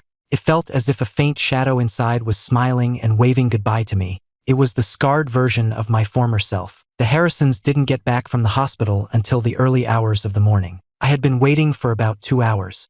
The first thing Eleanor did when she got home was try to hug me, but I moved away again. I'm sorry, Ethan. I was so worried earlier that I forgot about you. I'll go get a room ready for you right now, she said, about to head upstairs. Of course, I couldn't stay in the maid's room anymore. That's not necessary. I'm leaving soon, I said calmly. At my words, Hannah and Victoria panicked, grabbing my hands. Ethan, you said you would wait for us. Why are you leaving? I gently pulled my hands away. Yes, I said I would wait for you to come back. I never said I was staying. Eleanor looked at me with tears in her eyes. Ethan, I know you're still angry with me, but this has nothing to do with Caleb. I waved my hand. Caleb certainly played a big part in all of this. But if you had treated me fairly, would we have ended up here? Prejudice was the hunter that killed me. My father stepped forward. Ethan, I was wrong before. If you're willing to come back, I'll immediately announce to the public that you are the heir to the Harrison family. He still thought I had left because I cared about such titles. Mr. Harrison, don't you think that's something you should have done a long time ago? I retorted, but what had the Harrisons done? They had passed me off as the housekeeper's son. Was the family's reputation really that important? At this point, I wished I really were the housekeeper's son. Maybe then I wouldn't have had to endure the pain of my past life. Ethan, don't push it, my father finally roared. He had poured his entire life into the Harrison family and would not allow anyone to tarnish its reputation, not even himself. What did I do wrong? How has this family wronged you? He demanded furiously. Really? Then how did I get through the last 16 years? I didn't back down. I had given in enough before. I wasn't going to do it anymore. For 16 years, I never relied on the Harrison family. Even this past year, after you brought me back, I never relied on you once. I wasn't complaining. I just wanted them to know that few people knew I was a Harrison, so my leaving wouldn't cause them any harm. Shouldn't you be happy that I'm leaving? I said with a self-deprecating laugh. Isn't this the best outcome for everyone? What are you talking about? How could we be happy if you left? Eleanor's voice trembled. What have we done to you all these years to make you think that? If I leave, your good son and brother, Caleb, won't have to worry about being kicked out anymore, right? Caleb isn't. Eleanor tried to argue, but I cut her off. I know. Caleb is so kind. Why would he worry about something like that? Right, Mom? I said, putting extra emphasis on the word kind. Eleanor was speechless. All right, here's the $3,000 I owed you. Do you want to count it? I took the money out of my bag and placed it in front of them. They all looked at each other in silence. Ethan, where did you get this money? Victoria suddenly asked. She was afraid I was being kept by Evelyn Reed. No, I have to go talk to her and find out what's going on. Ethan is still a student. Don't worry, it's clean money, I said, turning to leave. But Hannah grabbed my arm. Her usual arrogance was gone, replaced by tears. Ethan, you said you forgave me. Please don't go. I slowly pulled my hand away. Yes, Miss Harrison, I forgave you a long time ago. So please, stop bothering me. It was only then that Hannah understood that I now saw her as a stranger and would never call her sister again. After I left, a long silence fell over the Harrison house. My father never dreamed that I truly didn't care about being the Harrison heir. Ethan will come back, won't he? Eleanor asked my father numbly. She knew I had made up my mind, but she still wanted to deceive herself. Mom, he's really gone, Victoria said before heading upstairs in a daze. This time, I would never again call her sister sweetly, never again bring her a bowl of hot soup when she worked late. Back in her room, Victoria crouched in a corner, a single tear rolling down her cheek. Why couldn't they just give Ethan justice? She didn't understand why her parents wouldn't reveal the truth about how I had been framed, all for the sake of the family's ridiculous reputation. If we had given you justice, would you have stayed? But she knew I had been hurt too deeply by the family. I'm sorry, Ethan. I'm so sorry, Victoria whispered, burying her face in her arms and crying silently. Anyone who saw her like this would be shocked. The decisive, powerful businesswoman was actually so vulnerable. Suddenly, Victoria's expression hardened. If Evelyn Reed really had her claws in me, she would fight her to the death, no matter the cost. Just a short while ago, she was slandering me to Evelyn Reed, and now she was ready to go to war for me. She didn't even know what she was thinking anymore. Meanwhile, Hannah was in a daze. How did things get like this? Why did Ethan leave without a second thought? Did they really not know? Suddenly, as if remembering something, Hannah ran like a madwoman to the maid's room where I used to stay, a sliver of hope in her heart. But the moment she pushed open the door, she saw the puppet sitting on the desk. Looking at the puppet, Hannah finally broke down, sobbing uncontrollably. Ethan, of course, I knew nothing of what was happening at the Harrison house. Walking back to the orphanage, I felt completely at ease. Finally, I was free of the Harrisons with no debts between us. The evening breeze was cool, and even in the early morning, the barbecue stalls were bustling with people. To be honest, I had always envied these people, so free and carefree, not caring what others thought. In other words, they were living for themselves. And now I was going to live for myself too. When I got back to the orphanage, a familiar figure was standing at the gate. It was Maya. I thought she would run away like before, but this time, she walked towards me and suddenly threw her arms around me. I was stunned for a moment, then smiled and patted her head. Hey, what's wrong? Why were you ignoring me before? Maya pinched my side hard. Ow, what was that for? Humph, I just felt like picking on you. Is that a problem? She had that same feisty attitude, and it felt like the old Maya was back. But the next second, she burst into tears. Ethan, you're such an idiot, a moron, a total blockhead. The young girl had poured all her adolescent feelings into me, and I had been completely oblivious. Seeing her cry, I panicked. Why are you crying? Who bullied you? Tell me, I'll go. You're the one who bullied me, Maya said, pointing at me, tears still in her eyes. Haha, how did I bully you? I rubbed my nose, trying to remember. It just was. Why are you asking so many questions? Maya couldn't exactly say that she liked me, but I had a girlfriend now. Okay, I'm sorry. Is that better, Your Highness? I quickly apologized. That's more like it. Maya finally forgave me, then suddenly turned serious. Chloe is a good girl. You better not hurt her. You hear me? With that, she let go of me and went back to her room. I watched her go and smiled. That's what they call having a sharp tongue but a soft heart. The next morning, as soon as I got to school, I was called to the principal's office. Principal, what can I do for you? I asked, confused. What? Can't I just come see how you're doing? He said, his hands behind his back, looking perfectly calm. Don't try to fool me, sir. I know you didn't just come to see me. All right, come to my office. I've already cleared it with your teacher. I wanted to ask you why your grades have been slipping lately, the principal said, changing the subject. He had seen how hard I was working, but for the past year, my grades had been declining. Although they were improving recently, I used to be in the top 10 in my year, a potential candidate for an Ivy League school. But on the last mock exam, I had dropped to the top 20, and at one point I was even ranked below 200. Haha, all right then. I had no choice but to follow him to his office. In his office, I made the principal a cup of tea. He took a sip and froze. What kind of tea is this?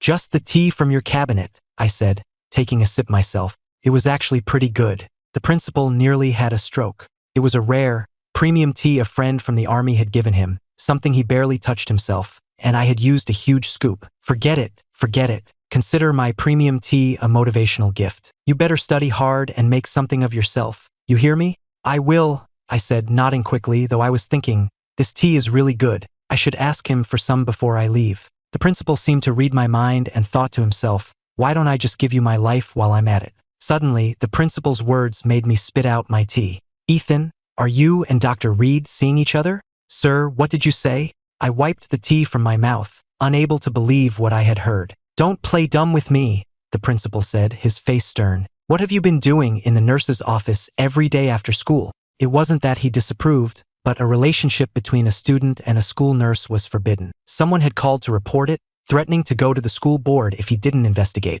He knew Dr. Reed came from a powerful family. If this got out, I would be the one expelled, and my future would be ruined. Tell me the truth. I took a breath and explained, Sir, you've misunderstood. I've been going to the nurse's office because I fainted before and couldn't pay the medical bill, so I'm working to pay off the debt. Then what about you and Dr. Reed being seen entering and leaving the school together? And the other night, you brought her back to the school late at night. How do you explain that? The principal was still skeptical, worried we had crossed a line. Sir, you've really got it wrong. I told him everything about Dr. Reed taking me to the food stalls and the gala. Chloe was there too. Chloe? The principal glanced at me.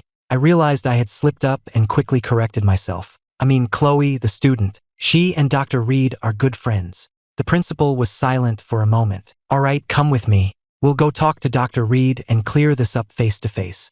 Is that really necessary? I said, starting to panic, afraid Dr. Reed would get the wrong idea. What? Are you scared? The principal was worried I was lying. It's not that. I'm just worried Dr. Reed will misunderstand, I said with a sigh. But Chloe, who was outside delivering papers, heard everything. She clutched the papers tightly, her heart racing. No, it can't be. Ethan wouldn't be with Dr. Reed. When the principal and I arrived at the nurse's office, Dr. Reed was treating a student, and Chloe was trailing cautiously behind us. I'll give you some cold medicine. Make sure to stay warm and drink plenty of water, Dr. Reed said, and the student left. The principal led me inside. Dr. Reed, we've come to ask about something. He then told her about the anonymous tip regarding her and me. Dr. Reed looked baffled. Who would be so bored? Suddenly, she thought of Trevor.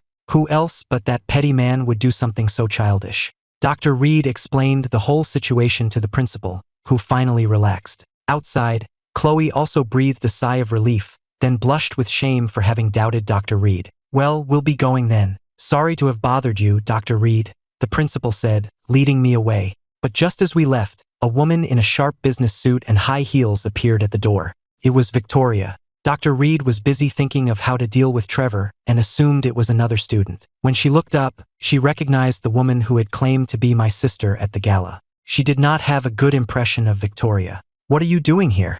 Is this about the partnership? What I'm doing here? You should be asking yourself what you've done, Victoria said angrily. Dr. Reed was even more confused. What are you talking about? What did I do? What did you do to Ethan? Victoria demanded. Dr. Reed's head started to ache. Whatever is going on between Ethan and me, what does it have to do with you? I'm Ethan's sister, so of course it has to do with me, Victoria shouted. You have the nerve to call yourself his sister? Dr. Reed sneered. How did you slander him in front of me back then? To call yourself his sister now is just shameless. Dr. Reed's gaze turned sharp. What right do you have to question me? Where were you when Ethan fainted from low blood sugar? Where were you when he couldn't afford medical care? You come here to question me now? But where were you before? What did you say? Ethan fainted. Victoria panicked. She had no idea. Of course he wouldn't tell you, Dr. Reed said bluntly. In any case, you'd better stay away from Ethan. Knowing she was in the wrong, Victoria had no choice but to leave. She would wait for me after school and ask me herself. Watching her go, Dr. Reed muttered, crazy. When I went to the nurse's office to help after school, I found out Victoria had been there. Chloe stood by, her head down, still ashamed of her earlier suspicions. By the way, Dr. Reed, do you know who reported us to the principal? Dr. Reed frowned but didn't mention Trevor's name. He wasn't someone I could handle. I'm not sure yet, but don't worry, I'll take care of it. She planned to ask her sister, Isabel, for help, but just the thought of that lunatic gave her a headache. Just then, I got a call from Jenna, the owner of the ramen shop. She was stammering, her voice choked with sobs. Don't worry, take your time. Ethan, my sister is sick. I need $5,000, Jenna said, trying to hold back her tears. She knew that asking for money from someone she had just met might make her seem like a gold digger or a scammer. But she had already asked all her relatives. They knew about her gambling-addicted father and that she was just a recent college graduate, so no one was willing to lend her the money. Even online lenders had blacklisted her because of her father's debts. Since her mother's death, she and her sister had only had each other. To protect them both, she had transformed from a quiet girl into a tough woman who wasn't afraid to stand up for herself. My arrival had made her feel like things were getting better, but fate had played a cruel joke on her. Her sister had been diagnosed with leukemia. The only good news was that the hospital had found a bone marrow match and could operate at any time. The bad news was that the surgery cost $20,000. She had sold everything she owned, including their small apartment, but had only managed to raise $15,000. She had even considered selling her blood but was turned away for being unhealthy. No one would even buy her ramen shop. The local thugs all knew about her gambling father and didn't want to get involved. With nowhere else to turn, she thought of me. I know this is a lot to ask, but I have no other choice, Jenna said, biting her lips so hard she didn't notice it was bleeding. I looked at Chloe and Dr. Reed. What do you two think? I wasn't a saint. I couldn't just give away money to someone I had only known for a few days. Including the $2,000 I had already given Jenna, I had exactly $5,000 left. money I had planned to use to improve the ramen shop. Both Dr. Reed and Chloe were silent. Dr. Reed was a practical person and wasn't sure if Jenna could pay it back. Chloe, on the other hand, was thinking about her own illness. On the other end of the line, Jenna, hearing my silence, blurted out in desperation, "If you'll just lend me the money, I'll do anything." Her words shocked everyone in the room, and I frowned. "I'm sorry, miss, you've got the wrong idea," I said before hanging up. Jenna leaned against the wall and broke down, sobbing. For her sister's sake, she had been willing to sacrifice her dignity, but it still hadn't been enough. Just then, Chloe took my hand and looked at me seriously. "Lend her the money." Both Dr. Reed and I were stunned. "Chloe, you—" Dr. Reed started to object, but Chloe cut her off. "It's okay. I trust Ethan, and I don't think that's what she meant," Chloe said, shaking her head. "She understood the pain of illness, and if we could help, we should." "Chloe, are you sure?" I asked one more time. This $5,000 was originally meant for her in case of an emergency. Chloe nodded. "I'm sure." Since she agreed, I had no objections and planned to take the money to Jenna at the ramen shop later. "Oh, Chloe, you're just too sweet," Dr. Reed said, ruffling her hair. When I was done for the day and walked to the school gate, I found Victoria already waiting. The moment she saw me, she moved to block my path. My head throbbed. Why couldn't the Harrisons just leave me alone? Hadn't we already settled things? I took Chloe's hand and tried to leave, but the school gate was crowded with parents and students, making it impossible to get through. Victoria grabbed my arm, but I shook her off. "Ethan, can we please talk?" "No need. If you have something to say it here." I refused. Left with no choice, Victoria turned to Chloe. "Young lady, you must be Ethan's classmate. I'm his sister." "That's enough." I cut her off, not wanting to drag Chloe into this. "Then, Ethan, can we—" Victoria tried again. "Let's go," I said to Chloe. This was the second time she had seen me so angry, the first being when we faced the thugs with knives. Chloe looked worried. "Ethan, do you need me to?" "It's fine. You just worry about eating later," I reassured her. Seeing how close we were, Victoria had an idea. If she could get on good terms with Chloe, maybe I would forgive her. We went to a coffee shop where Victoria had already reserved a table by the window. "Ethan, you haven't eaten yet, have you? Waiter, please bring out what I ordered earlier." She was trying to keep me there with food, so I suppressed the urge to leave. "And you are?" Victoria asked Chloe. Chloe was flustered. This was the first time she had met my family. I'm Chloe." "Chloe, what a lovely name. I'm Ethan's sister, Victoria." Before Victoria could say more, I cut her off. "If you have something to say it." I didn't want Chloe involved. Victoria glanced at Chloe, then said it anyway. "Are you being kept by Evelyn Reed?" Chloe's eyes widened, and I was just as stunned. Dr. Reed had only said Victoria came to see her, not that this was the reason. "What does that have to do with you?" I asked coldly. "Ethan, you can't do this for money." "That's right, it's all for the money. I came back to the family for money. I stole your jewelry for money. Are you satisfied now?" With that, I took Chloe's hand and stood up to leave. Victoria quickly followed. "Ethan, that's not what I meant. I'm just worried you're being taken advantage of." I stopped and looked back at her. "Sister? You stopped being my sister a long time ago. Have you forgotten?" With that, I walked away and didn't look back. Victoria stood frozen, taking a long moment to recover. Hearing me say she wasn't my sister felt like a knife to the heart. She didn't even have the courage to clear my name, yet she expected me to forgive her. It was laughable. Chloe and I went to the ramen shop in the downtown night market, but we found the door open and the shop empty. "Jenna, is anyone here?" I called out, a bad feeling creeping over me. Meanwhile, in the basement of a factory on the outskirts of Boston, a large, secret gambling den was in full swing. The room was filled with the shouts of gamblers crowded around dozens of tables. "Just one more loan. I know I can win it back this time." Jenna, facing this scene for the first time, nervously clutched the knife hidden at her waist. "Hurry up, don't dawdle." The man leading her was the same thug who had caused trouble at her shop before. When they reached the back room, the thug stopped and knocked respectfully. "Come in," a gruff voice called out. Jenna walked in and saw a man looking her up and down. "You're old man Davis's daughter?" "I have nothing to do with that old gambling addict," Jenna said through gritted teeth. If it weren't for her father, her mother wouldn't have died from overwork, and their family wouldn't have been crammed into a tiny apartment. "I'm not interested. I'll take that shop of yours for $10,000. Jenna's eyes widened. A shop in that location was worth at least $60,000. She had done her research. "Do you think you can sell it to anyone else right now? Your sister is waiting for that money to save her life, isn't she?" The man knew he had her cornered. With them around, no one would dare buy her shop. 20,000. No less, Jenna said, clenching her fists. The shop was the only thing her mother had left her, and she needed the 20,000 to pay back the 1,200 I had helped her with. The man was surprised by her directness and handed her a contract. Fine. Jenna quickly signed her name. When will I get the money? But the man just smiled. Mr. Davis, you can come out now. A small, thin man in a sweaty t-shirt walked out. It was Jenna's gambling-addicted father. What are you doing here? Jenna was stunned. The thug behind her suddenly pulled out a handkerchief and pressed it over her mouth and nose. By the time Jenna realized what was happening, it was too late. She tried to reach for her knife but had no strength, watching helplessly as it fell to the floor. The handkerchief was soaked with a new type of drug that kept you conscious but paralyzed. Mr. Davis, your daughter's not bad. This is for you, the man said, tossing him a stack of cash. Her father eagerly caught the money, thanking the man profusely. For just $10,000, he had sold his own daughter. To a gambler, family was just another disposable asset. People lost in gambling can no longer be called human. Tears of regret streamed from Jenna's eyes. She shouldn't have been so desperate, shouldn't have trusted these scumbags. She struggled with all her might and managed to move slightly. She couldn't give up. That was her sister's life-saving money. The thug and the boss were amazed. This drug could knock out a heavyweight boxer with one whiff, yet this young girl was still moving. Drag her away.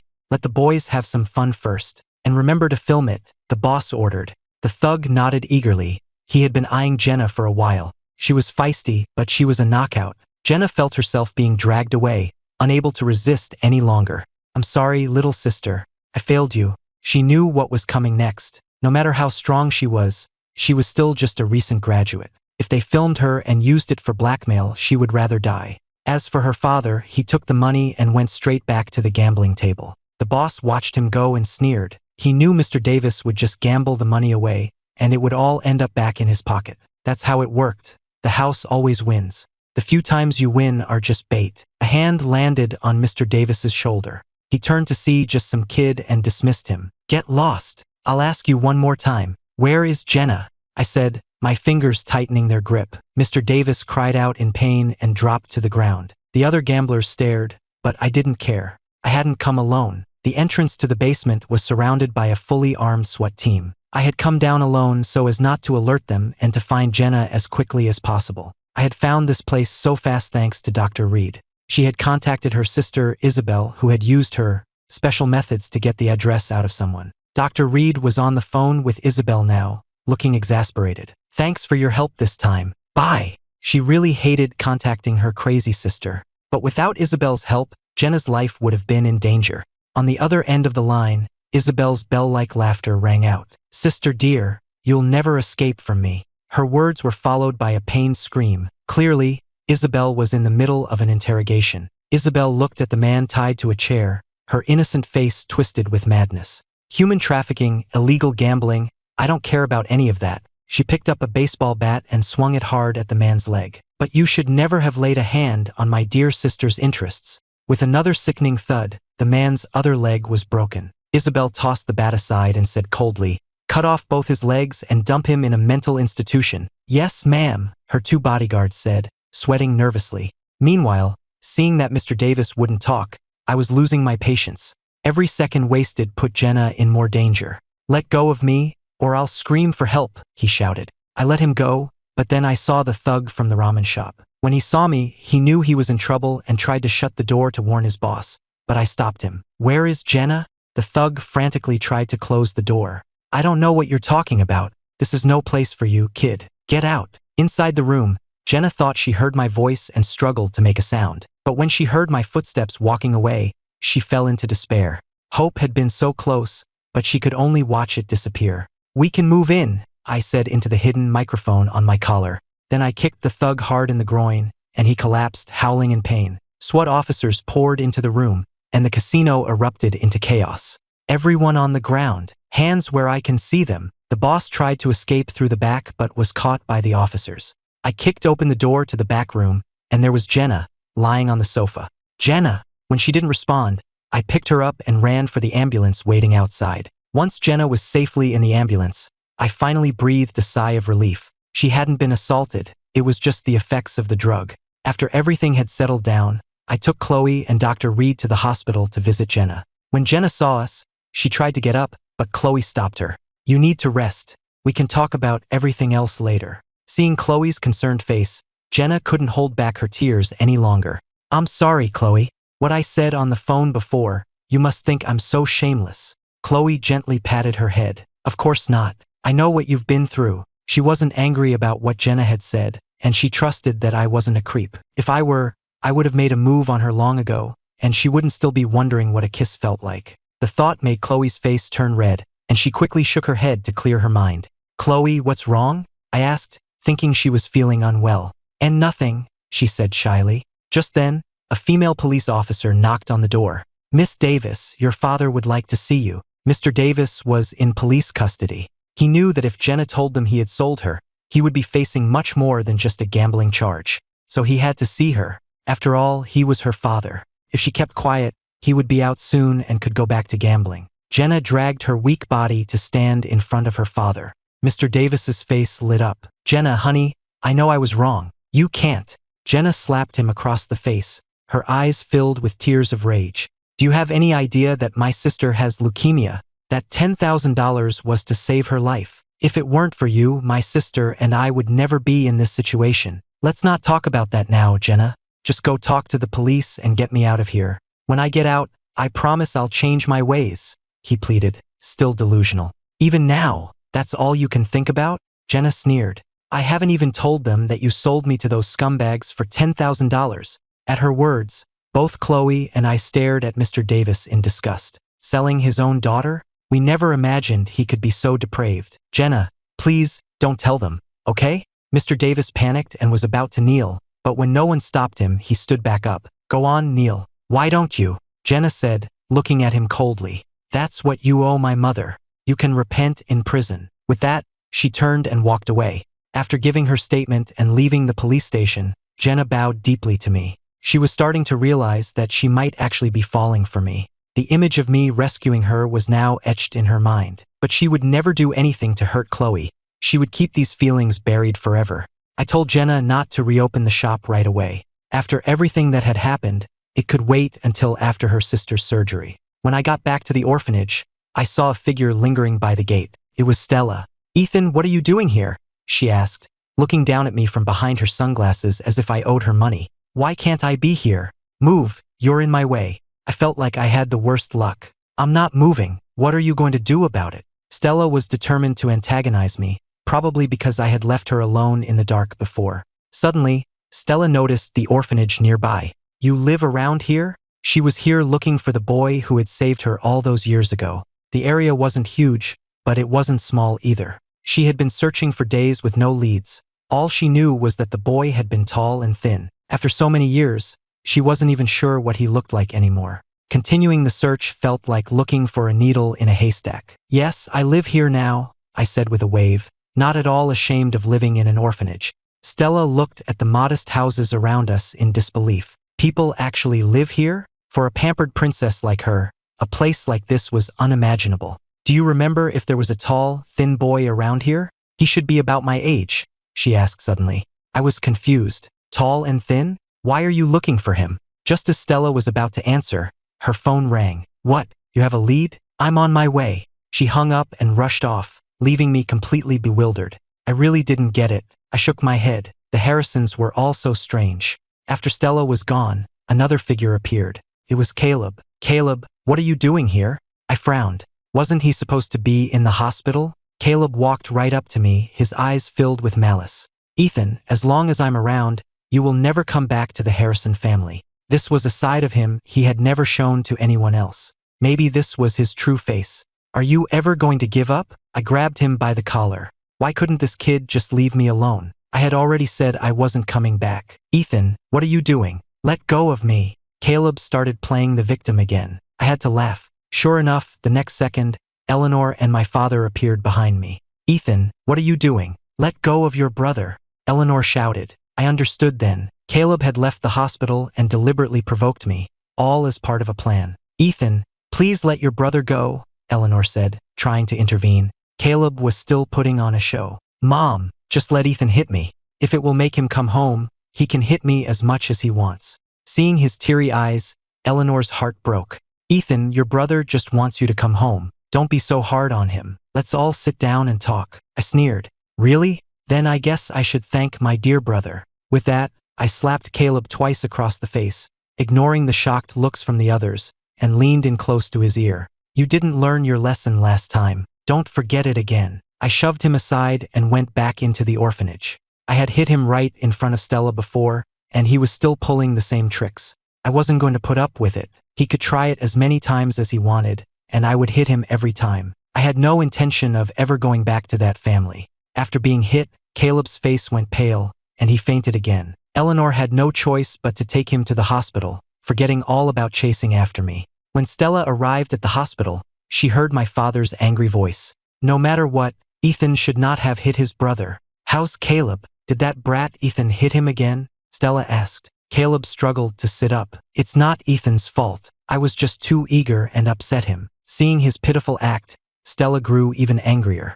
I'm going to find him and make him apologize to Caleb. With that, she stormed out, ignoring Eleanor's calls.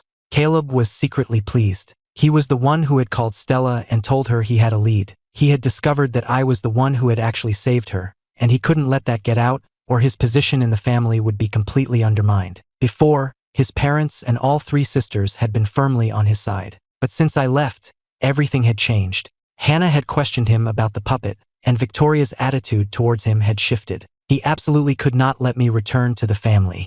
He had to take the initiative and crush me completely. Stella arrived at the orphanage and burst through the gate. Ethan, get out here. I knew she was here for Caleb. What did you do to Caleb? He's in the hospital right now. Stella grabbed my collar, her eyes blazing with fury. Look at you, always resorting to violence. You're an irrational brute.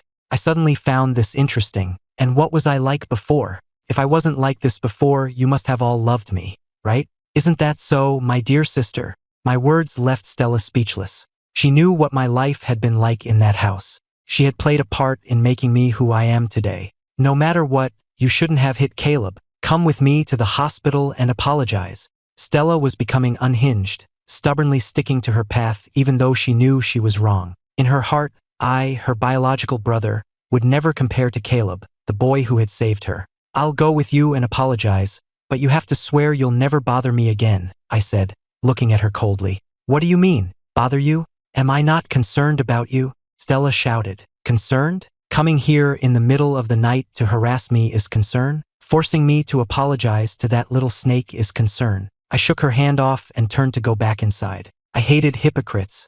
She was clearly here for Caleb, but she had to pretend it was for my own good. Ethan, if you don't come with me and apologize, I will never agree to you coming back to this family, Stella yelled. I shook my head. She still thought I wanted to go back. I couldn't ask for more. With that, I shut the gate and didn't open it no matter how much she pounded on it. Stella had no choice but to leave dejectedly, cursing me for being ungrateful and waiting for the day I would come crying to her. Just then, she got a call from a private investigator. Miss Harrison, we've cross-referenced data and conducted interviews. The boy who saved you back then is still living in that same orphanage. I'm sending you the details now. Stella excitedly opened her phone, but the moment she saw the photo, she froze. The skinny boy in the picture, desperately pulling a little girl out of the water, was unmistakably Ethan, her own brother, the one she had treated with such coldness and cruelty. In an instant, her world turned upside down. All her past prejudices and the hurt she had caused me became a resounding slap across her face. She couldn't think straight anymore. There was only one thought in her mind. She had to see me immediately and demand an explanation. When Stella found me, I was in the orphanage yard, helping Maya fix a creaky old bench. The pressure of the college entrance exams was like an invisible mountain, but being with people who genuinely cared about me made even the air feel lighter. She stood there abruptly at the gate, dressed in designer clothes that were completely out of place. She looked exhausted, her eyes were bloodshot, and she had lost all the glamour of the pop star she once was. Ethan, she said, her voice hoarse as if she hadn't had water in days. I stopped what I was doing, set the hammer aside, and didn't even bother to look up. Yes. My tone was as flat as if I were asking a stranger about the weather. She ignored my indifference, rushed over, and shoved her phone in my face. On the screen was a blurry old photo and a summary of an investigation report. Look, the investigator found him, the person who saved me. It was you. It was really you. I glanced at it. The photo showed a rail-thin boy desperately dragging a little girl out of the water. It was me, and yet it wasn't. It was a long-buried memory, a good deed I had almost forgotten myself. Looking at her face, contorted with emotion, I found the situation incredibly ironic. So, I picked up the hammer and went back to work on a loose nail. The soft tapping sound was just loud enough to break her emotional trance. What are you trying to say? That because I saved you, it was perfectly fine for you to lock me in a dark room while I was burning with fever, crying for help. Stella's face went white. Her phone slipped from her hand and shattered on the ground, much like the broken relationship between us. I didn't know. I'm sorry, she stammered, tears streaming down her face. There's no need to apologize. I stood up and dusted off my hands. I don't need it, and please don't bother me again. I'm busy studying for my exams and have no time for your family's ridiculous soap opera. With that, I took a stunned Maya by the hand and went back inside, shutting the door on Stella and the truth she had discovered a decade too late. For a while after that, things were unusually quiet from the Harrisons. I was glad for the peace and poured all my energy into my studies and spending time with Chloe. Dr. Reed somehow managed to bring in a world-renowned cardiologist to consult on Chloe's case. The specialist said that while the surgery was high risk, it wasn't hopeless. This news was a ray of light for all of us. To afford the surgery and to build a future for us, I studied harder than ever. I thought that after my final rejection, the Harrisons would disappear from my life for good. I was wrong. A month later, as Chloe and I were leaving the library to head back to the orphanage, 3 black luxury cars blocked the school entrance. The doors opened, and Victoria, Hannah, and Stella, my 3 dear sisters, stood there, their faces etched with unspeakable guilt and pain. Ethan, Victoria, the one in front, said, her voice strained. Can we talk to you? I moved Chloe behind me and looked at them coldly. What is there left for us to talk about? There is. Hannah spoke up this time, clutching the repaired puppet so tightly her knuckles turned white. Ethan, we know everything. It turned out that after Stella had gone home, devastated, she told Victoria about her savior. Victoria's business acumen kicked in. She didn't believe any of Caleb's excuses and instead used all her resources to investigate everything from the beginning. She investigated the drowning incident, the necklace under my bed, the broken puppet, and even uncovered phone records between Caleb and some suspicious individuals right before the fire in my past life. The truth unraveled like an onion, each layer more stinging than the last, leaving them in tears. Caleb, the brother they had cherished for 17 years, was the architect of all the tragedies. He wasn't just a liar, he was a malicious demon. I'm sorry, Ethan, Victoria said, her eyes red. For the first time, the powerful businesswoman showed her vulnerable side to me. I was wrong. I shouldn't have accused you without knowing the truth and made you kneel in the rain all night. I'm a monster. Me too. Hannah stepped forward, holding out the puppet. Caleb broke this on purpose. He just wanted to see you suffer.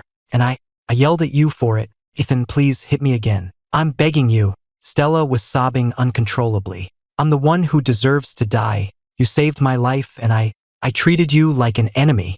The 3 of them stood before me, stripped of all their glamour, like 3 guilty children awaiting their sentence. I listened quietly, feeling nothing. This belated truth felt like a story about someone else. The Ethan who had yearned for understanding and love had already been reduced to ashes in the fire of my past life. Are you finished? I asked, my voice chillingly calm. They were all stunned, not expecting this reaction. If you're done, I'm leaving. I took Chloe's hand and started to walk away. Don't go. Victoria quickly blocked my path. Ethan, we've kicked Caleb out. From now on, you are the only heir to the Harrison family.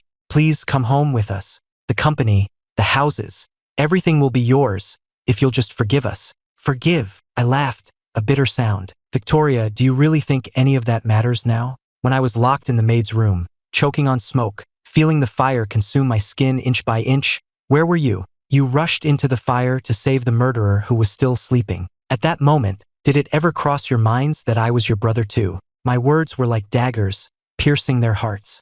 Their faces turned deathly pale, and they swayed on their feet. It's too late, I said, each word clear and deliberate. From the moment I signed that severance agreement, you are you and I am me. I don't need you in my life anymore. I walked around them and didn't look back. I could hear their heart-wrenching cries behind me, but I didn't stop. Some wounds, once inflicted, can never be healed. A broken mirror, even when glued back together, is still covered in cracks. I heard about Caleb's fate from Dr. Reed. After being kicked out of the Harrison family, he hadn't given up and had tried to kidnap Chloe to threaten me. But he didn't know that Dr. Reed's unpredictable sister, Isabel, had already assigned people to protect us. Before Caleb could even get close to Chloe, Isabel's people caught him. They settled all his old and new debts at once. In the end, he was sentenced to life in prison for assault, attempted arson, kidnapping, and extortion. As for the three Harrison sisters, they seemed to be atoning in their own ways. Victoria announced she was unconditionally transferring 50% of the Harrison Group's shares to my name, which I publicly refused in front of the media and donated entirely to charity. Hannah put down her brushes and never painted again. Stella held one final concert and announced her permanent retirement from the music industry. They were using the rest of their lives to punish themselves, but it had nothing to do with me anymore. My life only truly began after I completely cut ties with them. I got into one of the best universities in the country, and Chloe, with her excellent grades, got into a neighboring one. With the help of the Reed family and our own efforts, her heart surgery was a complete success. Although she still needed a long recovery, she was no different from a normal person. During college, I partnered with Jenna from the ramen shop. Using my business sense and her culinary skills, we turned her small shop into a national restaurant chain. On graduation day, I proposed to Chloe. A few years later, our wedding was held on a sun-drenched lawn. There were no business tycoons, no flashing cameras, just the people closest to us.